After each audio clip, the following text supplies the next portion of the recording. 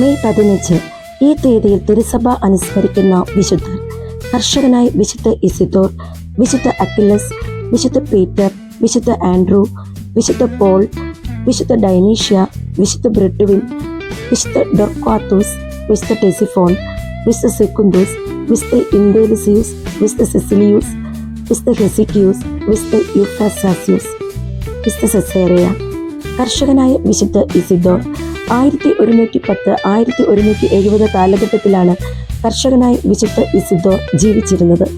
കർഷകരുടെയും മാഡ്രിഡിൻ്റെയും ഐക്യസംസ്ഥാന ഗ്രാമീണ ജീവിത കോൺഫറൻസിൻ്റെ മധ്യസ്ഥനായ ഇസിദോർ മാഡ്രിഡിൽ ഒരു ദരിദ്ര കുടുംബത്തിൽ ജനിച്ചു. മാതാപിതാക്കന്മാർക്ക് ഉയർന്ന വിദ്യാഭ്യാസം നൽകാനുള്ള ധനശേഷി ഉണ്ടായിരുന്നില്ല. എന്നാൽ പാപത്തോട് ഭയവും സുഹൃതങ്ങളും അവർ അവനെ അഭ്യസിപ്പിച്ചു.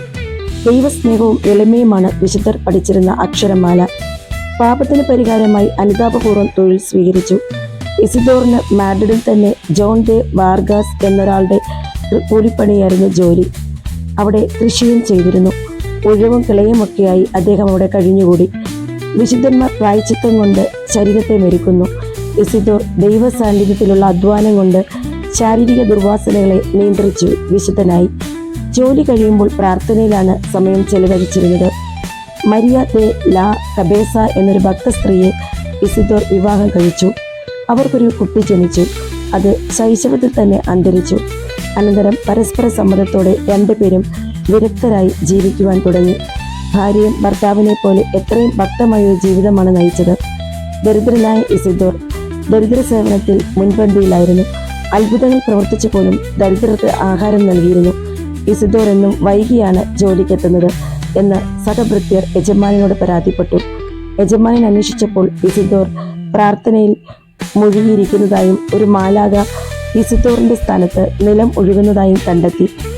മരണകരമായ രോഗം സമീപിച്ചപ്പോൾ ഇസിദോർ മരണസമയം മുൻകൂട്ടി അറിയിക്കുകയും തീഷ്ണതയോടും പ്രസന്നതയോടും കൂടെ മരണത്തിനായി ഒരുങ്ങുകയും ചെയ്തു. അന്ത്യകൂദാശകൾ സ്വീകരിക്കുന്നത് കണ്ടു നിന്നവർ ദൈവ സ്നേഹാശ്രുക്കൾ പൊഴിച്ചു. ദൈവസ്നേഹ പ്രകടനങ്ങൾ ഉരുവിട്ടുകൊണ്ട് 1170 മെയ് 15 ഇസിദോർ ഈ ലോകത്തോട് യാത്ര പറഞ്ഞു. 1622 മാർച്ച് 12 വിശുദ്ധരായ ഇഗ്നേഷ്യസ് ലയോള, ഫ്രാൻസിസ് സേവ്യർ, ആവിലയിലെ തെരേസ, ഫിലിപ്പിനേരി എന്നിവരോടൊപ്പം ഇസിദോറിനെയും ഗ്രിഗറി 15 മാർപ്പാപ്പ വിശുദ്ധ പദവിയിലേക്ക് ഉയർത്തി. സ്പെയിനിൽ ഇവർ 5 വിശുദ്ധർ എന്നാണ് അറിയപ്പെട്ടിരുന്നത്. ഇസിദോറിന്റെ ഭാര്യ മരിയ ദെ ലാ കബേസ 1697 ഓഗസ്റ്റ് 11 ഇന്നസെന്റ് 12 മാർപ്പാപ്പയാൽ വാഴ്ത്തപ്പെട്ടവളാക്കി നാമകരണം ചെയ്തു. ഇന്നേ ദിവസം നമുക്ക് ഈ വാക്കുകൾ വിചിന്തനം ചെയ്യാം. പുണ്യപദം കുലീനർക്കോ മഹാപണ്ഡിതന്മാർക്കോ ആണെന്നുള്ളത് തെറ്റാണ്. പുണ്യപുഷ്പം തൊഴിൽപുരയിലും വികസിക്കുന്നു. വിശുദ്ധ യൗസേപ്പിന്റെ പിൻഗാമികളായി അനേകം തൊഴിലാളി വിശുദ്ധരെ സ്വർഗത്തിൽ നമുക്ക് കാണാൻ കഴിയും.